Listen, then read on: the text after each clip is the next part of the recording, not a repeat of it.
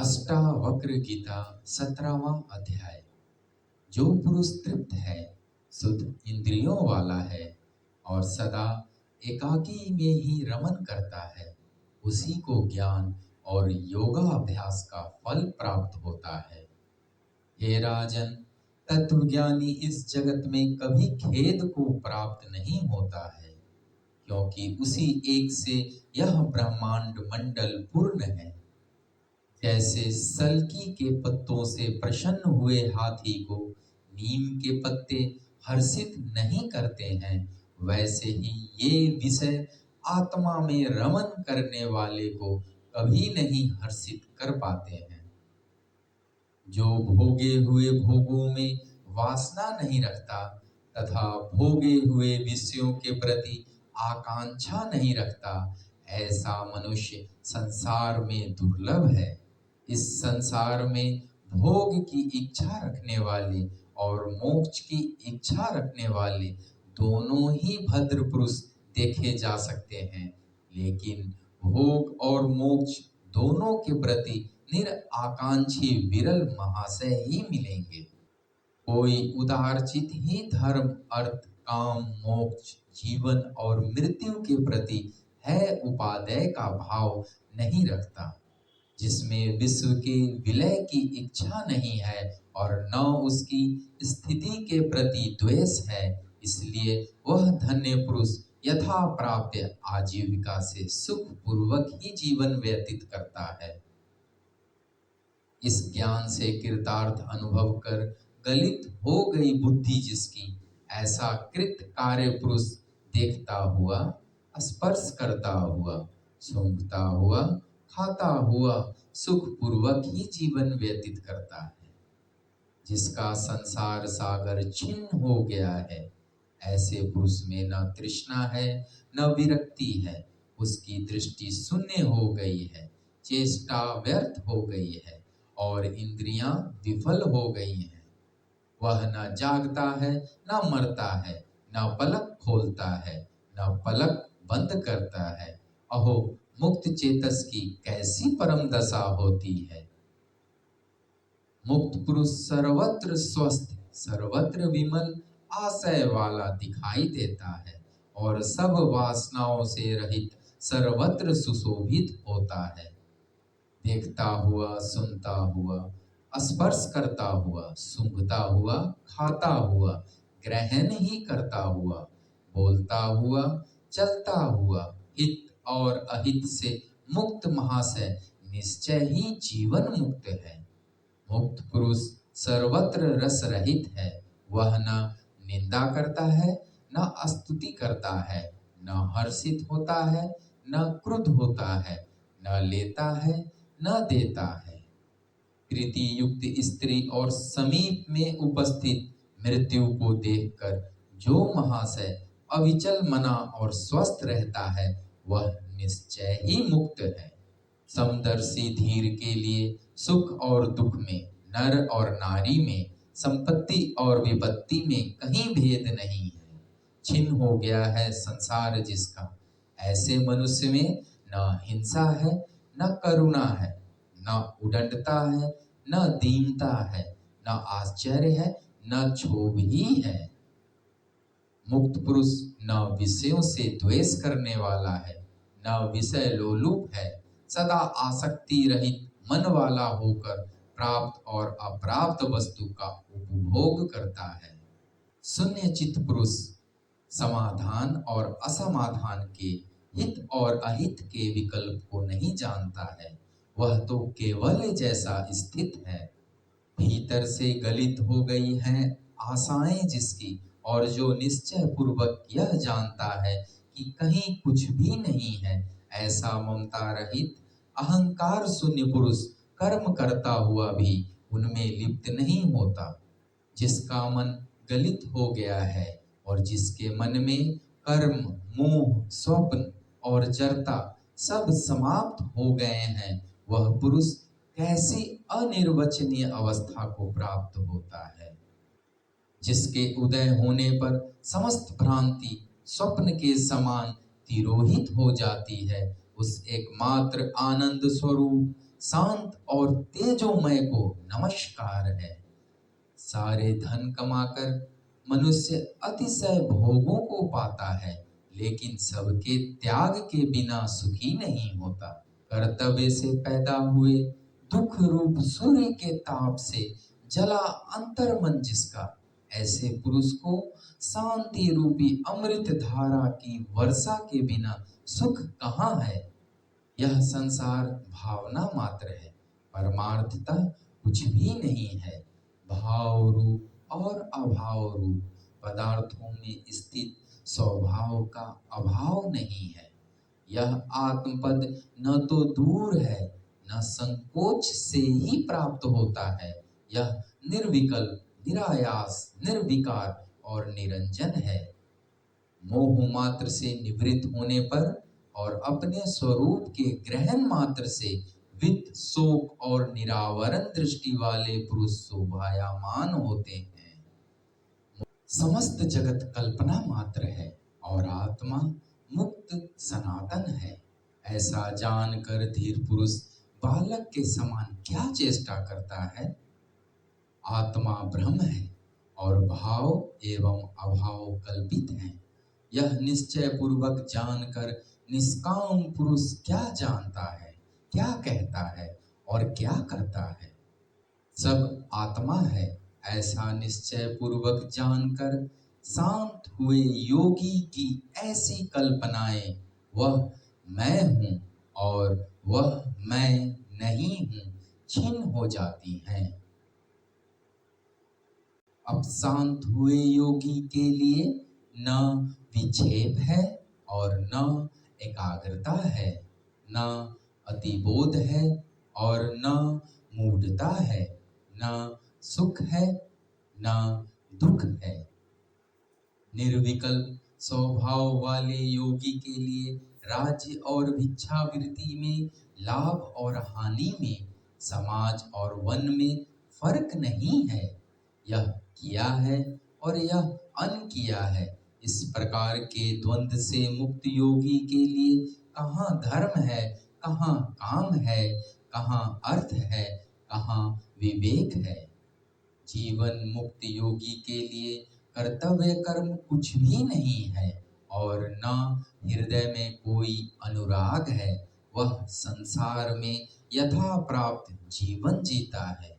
संपूर्ण संकल्पों के अंत होने पर विश्रांत हुए महात्मा के लिए कहाँ मोह और कहाँ संसार है, कहाँ वह ध्यान है, कहाँ मुक्ति है। जिसने जगत को देखा है वह भला उसे इनकार भी करे, लेकिन वासना रहित पुरुष को क्या करना है, वह देखता हुआ भी नहीं देखता है। जिसने पर ब्रह्म को देखा है वह भला मैं ब्रह्म हूँ का चिंतन भी करे, लेकिन जो निश्चिंत होकर दूसरा कोई नहीं देखता वह क्या चिंतन करे। जो आत्मा में विक्षेप देखता है वह भला चित्त का निरोध करे, लेकिन विक्षेप मुक्त उदार पुरुष साध्य के अभाव में क्या करे। जो संसार की तरफ बरतता हुआ भी संसार से भिन्न है, वह धीर पुरुष न अपनी समाधि को और न बंधन को ही देखता है। जो ज्ञानी पुरुष तृप्त है, भाव अभाव से रहित है, वासना रहित है, वह लोक दृष्टि से कर्म करता हुआ भी कुछ नहीं करता है। धीर पुरुष प्रवृत्ति अथवा निवृत्ति में दुराग्रह नहीं रखता। वह जब कभी भी कुछ करने को आ पड़ता है उसको करके सुख पूर्वक रहता है। ज्ञानी पुरुष वासना रहित, आलंबन रहित, स्वच्छंद और बंधन रहित संसार रूपी वायु से प्रेरित होकर शुष्क पत्ते की भांति व्यवहार करता है। संसार मुक्त पुरुष को न तो कभी हर्ष होता है न विषाद। वह शांत मना सदा विदेह की भांति शोभता है। आत्मा में रमन करने वाले और शीतल तथा निर्मल चित्त वाले धीर पुरुष की न कहीं त्याग की इच्छा है, न कहीं ग्रहण की आशा है। स्वाभाविक रूप से जो शून्य चित्त है और सहज रूप से जो कर्म करता है, उस धीर पुरुष को सामान्य जन की तरह न मान है और न अपमान है। यह कर्म शरीर से किया गया है, मुझ शुद्ध स्वरूप द्वारा नहीं। ऐसी चिंतना का जो अनुगमन करता है, वह कर्म करता हुआ भी नहीं करता है। जीवन मुक्त उस सामान्य जन की तरह कर्म करता है जो कहता कुछ और है और करता कुछ और है, तो वह मूढ़ नहीं होता है और वह सुखी श्रीमान संसार में रहकर भी शोभायमान होता है। जो धीर पुरुष अनेक प्रकार के विचारों से थक कर शांति को उपलब्ध होता है, वह न कल्पना करता है, न जानता है, न सुनता है, न देखता है। महाशय पुरुष विक्षेप रहित और समाधि रहित होने के कारण न मुमुक्षु हैं, न गैर मुमुक्षु होते हैं। वह निश्चय पूर्वक संसार को कल्पित देखकर ब्रह्मवत रहते हैं। जिनके अंतःकरण में अहंकार है, वह कर्म नहीं करते हुए भी कर्म करते हैं, और अहंकार रहित धीर पुरुष कर्म करते हुए भी नहीं करते हैं। मुक्त पुरुष का उद्वेग रहित, संतोष रहित, कर्तव्य रहित, स्पंद रहित, आशा रहित, संदेह रहित चित्त ही शोभायमान है। मुक्त पुरुष का चित्त ध्यान या चेष्टा में प्रवृत्त नहीं होता है, लेकिन वह निमित्त या हेतु के बिना ध्यान करता है और कर्म भी करता है। मंद बुद्धि यथार्थत्व को सुनकर मूढ़ता को ही प्राप्त होता है, लेकिन कोई ज्ञानी मूढ़वत होकर संकोच या समाधि को प्राप्त होता है। अज्ञानी चित्त की एकाग्रता अथवा निरोध का बहुत अभ्यास करता है, लेकिन धीर पुरुष सोए हुए व्यक्ति की तरह अपने स्वभाव में स्थिर रहकर कुछ करने योग्य नहीं देखता है। अज्ञानी पुरुष प्रयत्न अथवा अप्रयत्न से निवृत्ति को प्राप्त नहीं होता है, जबकि ज्ञानी पुरुष केवल तत्व को निश्चय पूर्वक जानकर ही निवृत्त हो जाता है। इस संसार में अभ्यास प्रायण पुरुष उस आत्मा को नहीं जान पाते जो शुद्ध, बुद्ध, प्रिय, पूर्ण, प्रपंच रहित और दुख रहित है। अज्ञानी पुरुष अभ्यास रूपी कर्म से मोक्ष को प्राप्त नहीं होते हैं, जबकि क्रिया रहित ज्ञानी पुरुष केवल ज्ञान के द्वारा मुक्त हुआ स्थिर रहते हैं। अज्ञानी जैसे ब्रह्म होने की इच्छा करता है, वैसे ही ब्रह्म नहीं हो पाता, और धीर पुरुष नहीं चाहता हुआ भी निश्चित ही पर ब्रह्म स्वरूप को भजने वाला होता है। इस आधार रहित दुराग्रह युक्त संसार का पोषक अज्ञानी पुरुष ही है। इस अनर्थ की मूल संसार का मूलाच्छेद ज्ञानियों द्वारा किया गया है। अज्ञानी जैसे शांत होने की इच्छा करता है, वैसे ही वह शांति को नहीं प्राप्त होता है, किंतु धीर पुरुष तत्व को जानकर सदैव शांत मन वाला है। उसको आत्मा का दर्शन कहाँ जो दृश्य का अवलंबन करता है। धीर पुरुष दृश्य को नहीं देखते हैं, वे अविनाशी आत्मा को देखते हैं। जो हठ पूर्वक चित्त का निरोध करता है, उस अज्ञानी को कहाँ चित्त का निरोध है। स्वयं में रमन करने वाले धीर पुरुष के लिए यह चित्त का निरोध स्वाभाविक ही है। कोई भाव को मानने वाला है और कोई कुछ भी नहीं है। ऐसा मानने वाला है, वैसे ही कोई दोनों को मानने वाला है, वैसे ही कोई दोनों को नहीं मानने वाला है, और वही स्वस्थ चित्त है। वो बुद्धि पुरुष शुद्ध अद्वैत आत्मा की भावना करते हैं, लेकिन मोहवश उसे नहीं जानते हैं, इसलिए जीवन भर सुख रहित रहते हैं।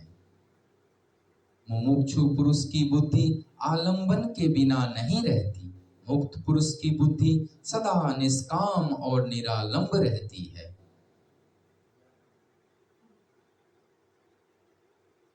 विषय रूपी बाघ को देखकर भयभीत हुआ मनुष्य शरण की खोज में शीघ्र ही चित्त के निरोध और एकाग्रता की सिद्धि के लिए पहाड़ की गुफा में प्रवेश करता है। वासना रहित पुरुष सिंह को देखकर विषय रूपी हाथी चुपचाप भाग जाते हैं, या वे असमर्थ होकर चाटुकार की तरह उनकी सेवा करने लगते हैं। शंका रहित और मुक्त मन वाला पुरुष मुक्तिकारी योग को आग्रह के साथ नहीं ग्रहण करता, लेकिन वह देखता हुआ, सुनता हुआ, स्पर्श करता हुआ, सूंघता हुआ, खाता हुआ सुख पूर्वक रहता है। यथार्थ ज्ञान के सुनने मात्र से शुद्ध बुद्धि और स्वस्थ चित्त हुआ पुरुष न आचार को, न अनाचार को, न उदासीन को देखता है। धीर पुरुष जब कुछ शुभ या अशुभ करने को आ पड़ता है तो उसे सहजता के साथ करता है, क्योंकि उसका व्यवहार बालवत होता है। धीर पुरुष स्वतंत्रता से सुख को प्राप्त होता है, स्वतंत्रता से परम को प्राप्त होता है, स्वतंत्रता से ही नित्य सुख को भी प्राप्त होता है, और स्वतंत्रता से ही परम पद को भी प्राप्त होता है। जब मनुष्य अपनी आत्मा के अकर्तापन और अभोक्तापन को मानता है, तब उसकी संपूर्ण चित्त वृत्तियों का नाश हो जाता है। धीर पुरुष की स्वाभाविक उच्छृंखल स्थिति भी शोभती है, लेकिन स्पृहा युक्त चित्त वाले मुठ की बनावटी शांति भी नहीं शोभती। कल्पना रहित, बंधन रहित और मुक्त बुद्धि वाले धीर पुरुष कभी बड़े बड़े भोगों के साथ क्रीड़ा करते हैं और कभी पहाड़ की कंदराओं में प्रवेश करते हैं। धीर पुरुष के हृदय में पंडित, देवता और तीर्थ का पूजन के उपरांत भी स्त्री, राजा और प्रियजन को भी देखकर कोई भी वासना नहीं होती। योगी नौकरों से, पुत्रों से, पत्नियों से, दोहित्रों और बांधवों द्वारा हंसकर धिक्कारे जान पर भी विकार को प्राप्त नहीं होते। धीर पुरुष संतुष्ट होकर भी संतुष्ट नहीं होते और दुखी होकर भी दुखी नहीं होते। उनकी इस आश्चर्यमय दशा को वैसे ही ज्ञानी जानते हैं। कर्तव्य ही संसार है, उसे शून्य आकार, निराकार, निर्विकार और निरामय ज्ञानी नहीं देखते। अज्ञानी कर्मों को नहीं करता हुआ भी सर्वत्र विक्षोभ के कारण व्याकुल रहता है, और ज्ञानी सब कर्मों को करता हुआ भी शांत चित्त वाला ही होता है। शांत बुद्धि वाला ज्ञानी व्यवहार में भी सुख पूर्वक बैठता है, सुख पूर्वक आता है और मर जाता है, सुख पूर्वक बोलता है और सुख पूर्वक भोजन करता है। जो ज्ञानी स्वभाव से व्यवहार में भी सामान्य जन की तरह नहीं व्यवहार करता और महासरोवर की तरह कलेश रहित है, वही शोभता है। मूर्ख मनुष्य की निवृत्ति भी प्रवृत्ति रूप हो जाती है, किंतु धीर पुरुष की प्रवृत्ति भी निवृत्ति के समान फल देती है। मूढ़ पुरुष का वैराग्य परिग्रह से देखा जाता है, लेकिन देह में गलित हो गई है आशा जिसकी, ऐसे ज्ञानी को कहाँ राग है, कहाँ वैराग्य है। मूर्ख पुरुष की दृष्टि सदा भावना और अभावना में लगी रहती है, जबकि स्वस्थित पुरुष की दृष्टि भावना अभावना से युक्त रहकर भी उनके प्रति अदृष्टि रूप ही रहती है। जो मुनि बालक के समान व्यवहार करते हैं एवं कामना रहित रूप से सभी कर्मों का आरंभ करते हैं, उस शुद्ध स्वरूप को क्रियामान कर्म भी लिप्त नहीं करते हैं। वही आत्मज्ञानी धन्य है जो मन का निस्तरण कर गया है और जो देखता हुआ, सुनता हुआ, स्पर्श करता हुआ, सूंघता हुआ, खाता हुआ सब भावों में एक रस है। सदैव आकाश के समान निर्विकल्प ज्ञानी को कहाँ संसार है, कहाँ आभास है, कहाँ साध्य है, कहाँ साधन ही है। वही सन्यासी जय को प्राप्त होता है जो पूर्ण नंद स्वरूप है तथा जिसकी समाधि अविच्छिन्न रूप से विद्यमान रहती है। यहाँ बहुत कहने से क्या प्रयोजन है। तत्वज्ञानी महाशय भोग और मोक्ष दोनों में निराकांक्षी सदा और सर्वत्र राग रहित रहते हैं। महतत्व आदि जो द्वैत जगत है वह नाम मात्र को ही अलग है। उसका त्याग कर देने के बाद शुद्ध बोध वाले का कौन सा कार्य शेष रह जाता है।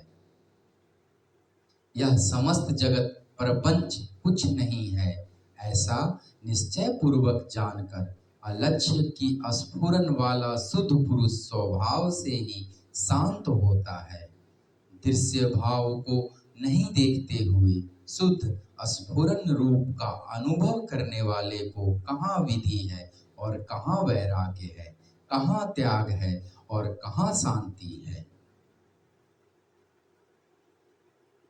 अनंत रूपों में स्फुरित प्रकृति को नहीं देखते हुए ज्ञानी को कहाँ बंध है और कहाँ मोक्ष है, कहाँ हर्ष है और कहाँ शोक है। बुद्धि पर्यंत संसार में जहाँ माया ही माया भासती है, वहाँ ममता रहित, अहंकार रहित और कामना रहित ज्ञानी ही शोभता है। अविनाशी और संताप रहित आत्मा को देखने वाले मुनि को कहाँ विद्या है और कहाँ विश्व, कहाँ देह है और कहाँ अहंता ममता है। यदि जड़ बुद्धि मनुष्य निरोध आदि कर्मों को छोड़ता भी है तो वह तत्क्षण मनोरथों और प्रलापों को पूरा करने में प्रवृत्त हो जाता है। मंद बुद्धि उस तत्व को सुनकर भी मूढ़ता को नहीं छोड़ता है। वह बाह्य प्रयत्न में निर्विकल्प होकर मन में विषयों की लालसा वाला होता है।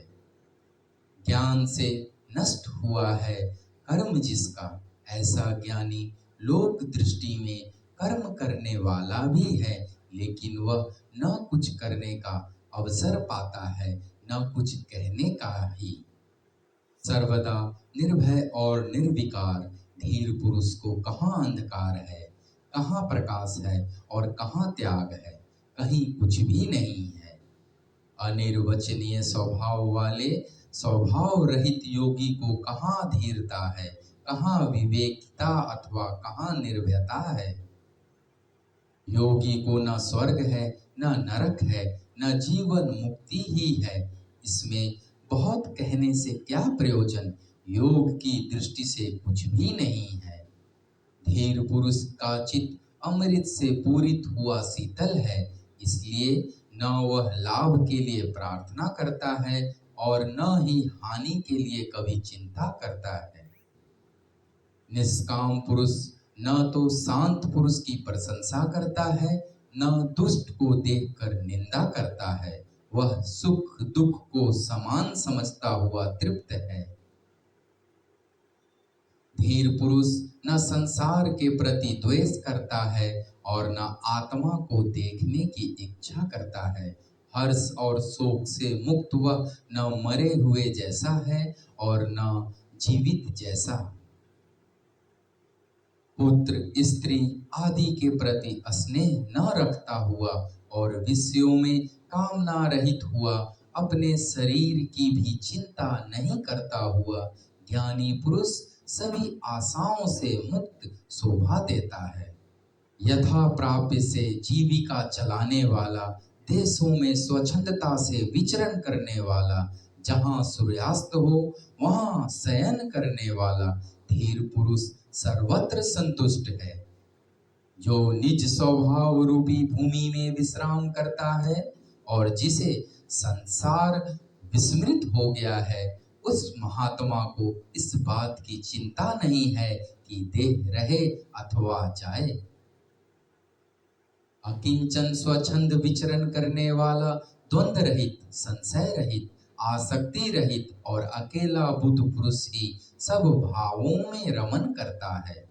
जो ममता रहित हैं, उनके लिए मिट्टी, पत्थर, सोना सभी समान हैं। जिनके हृदय की ग्रंथि टूट गई है और जिसका रज तम धूल गया है, वह धीर पुरुष ही शोभता है।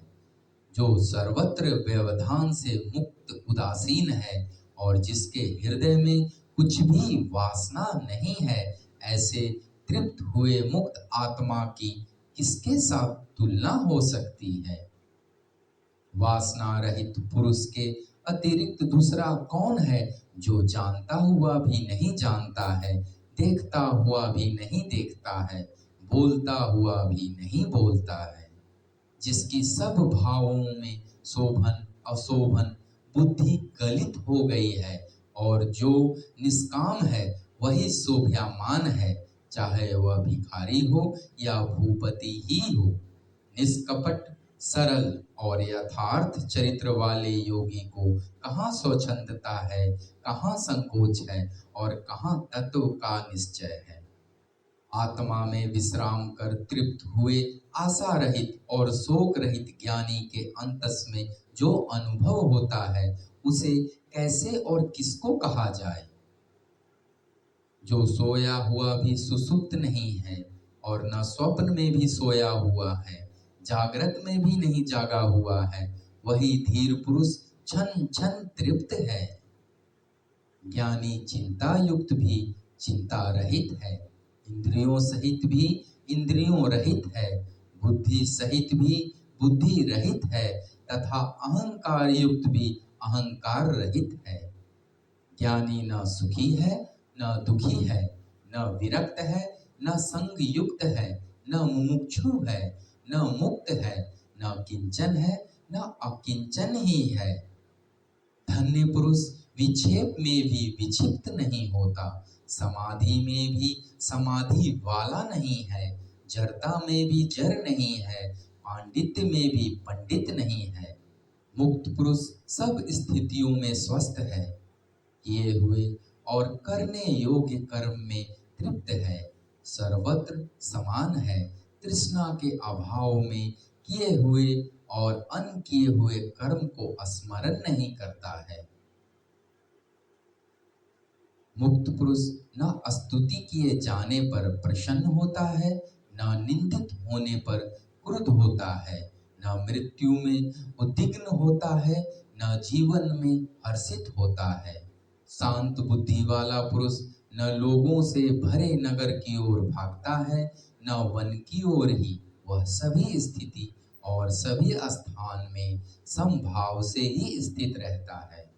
राजा जनक बोले, मैंने आपके तत्व ज्ञान रूपी संसी को लेकर हृदय और उदर से अनेक प्रकार के विचार रूपी बाणों को निकाल दिया है। अपनी महिमा में स्थित मुझको कहाँ धर्म है, कहाँ काम है, कहाँ अर्थ है, कहाँ विवेकिता है, कहाँ द्वैत है और कहाँ अद्वैत है।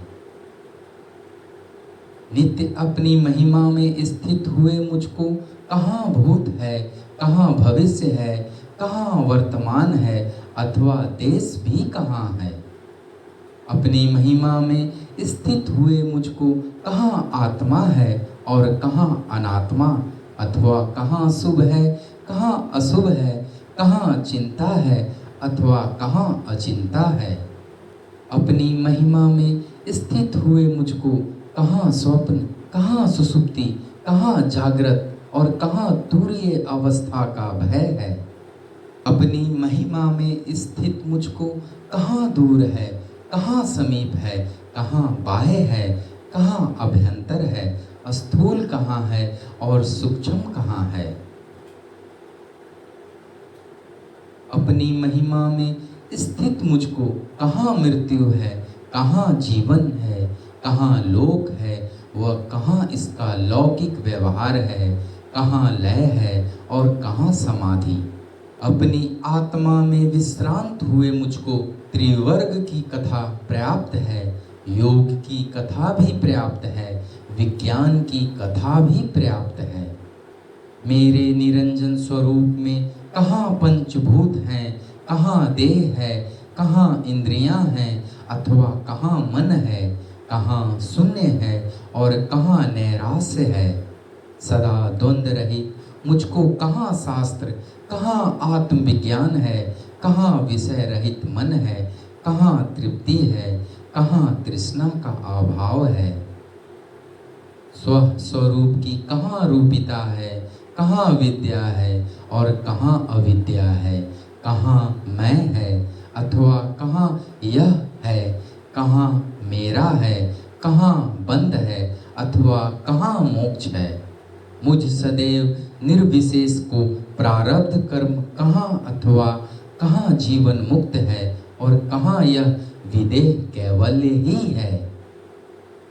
सदा स्वभाव रहित मुझको कहाँ कर्तापन है और कहाँ भोक्तापन है, कहाँ निष्क्रियता है और कहाँ स्फुरन है, कहाँ अपरोक्ष ज्ञान है अथवा कहाँ फल है।